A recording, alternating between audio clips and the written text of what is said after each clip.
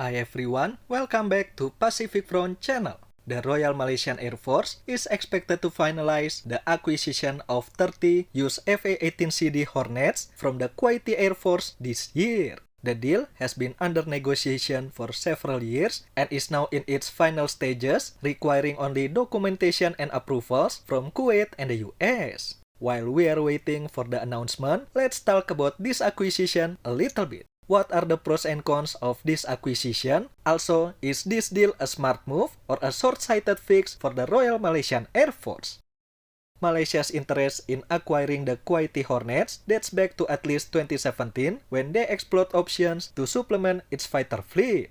The Malaysian MOD also submitted at least 3 letters to the Kuwaiti government in a bid to acquire the jets over the past few years. Kuwait finally greenlit the possible sale of the Hornets during the Malaysian MOD official visit in October 2024, and a few months before in June, the Royal Malaysian Air Force technical team visited the Kuwaiti Air Base to evaluate the suitability of the aircraft. The two governments agreed to establish a committee to begin negotiations. But Malaysia is not the only one eyeing the Kuwaiti Hornets though. Reportedly, Tunisia and USMC have also voiced interest in acquiring the jets. Then, in February 1st, the report said that the deal was in the final stages, requiring only the US approval for the re-export of the jets from Kuwait to Malaysia and complete the necessary legal procedures. However, these are not considered major obstacles, and the acquisition is expected to be finalized this year.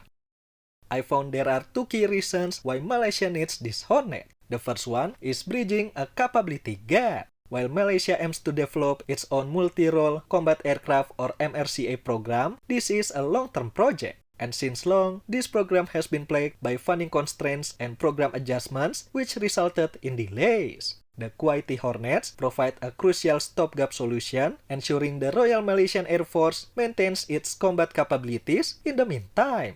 The second is maintaining operational readiness. The Air Force has faced maintenance and operational challenges, particularly with its Sukhoi fleet, which has been affected by serviceability issues due to logistical constraints.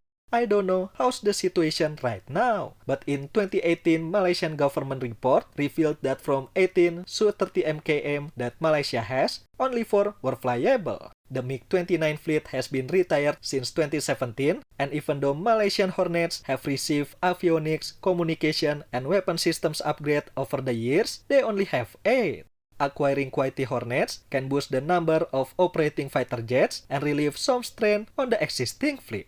There are some benefits that the Air Force can gain from this acquisition. Used Hornets are significantly cheaper and can be delivered faster than buying new jets. This allows Malaysia to boost its air power quickly without breaking the bank. Malaysia already operates Hornets, meaning existing infrastructure, training, and maintenance can be utilized, reducing integration costs and time. Moreover, Kuwaiti Hornets are reportedly well-maintained and have low flight hours. The technical team who visited Kuwait last June found out that the Kuwaiti Hornets, which were bought in 92 and 93, have lower flight hours than Malaysian ones, which were bought in 97.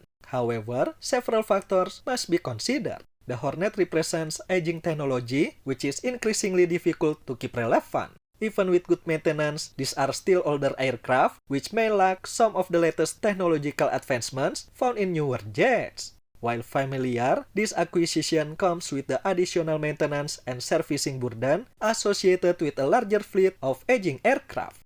Added that the Kuwaiti Hornets are of an earlier block of production, whereas the Malaysian ones are amongst the last Hornets manufactured. This may cause incompatibility issues when it comes to spare parts. Moreover, this purchase doesn't solve Malaysia's long-term needs. Malaysia's neighbors like Indonesia, Singapore, and Thailand have chosen their next 4.5 and 5th gen fighters, which represent a significant capability advantage over legacy aircraft. Unfortunately, the Hornet is not a competitive platform. Lastly, some might argue that the money could be better spent on accelerating the MRCA program or expanding the successful LCA program, which would help future-proof the Air Force against threats. Looking at Malaysia's Hornets acquisition plan reminds me of what happened in Indonesia 2 decades ago. in the 2000s and early 2010s, the Indonesian Air Force was also in dire need of fighters to protect the vast Indonesian skies. Then, the solution was to buy 2 dozens of Desert F-16s and upgrade them with modern avionics. From what I see, it was the right decision, because after the F-5 fleet retired in 2014, we needed almost a decade to find its replacement. These additional airframes have managed to bridge the gap left by the F-5 until this day. I think most of our Malaysian brothers understand and support the acquisition of the Kuwaiti Hornets. I understand there are some concern about the long-term implication and the need to continue pursuing the MRCA program. But looking at the urgency and need to modernize the Air Force, national security considerations, and cost effectiveness, this is a necessary acquisition.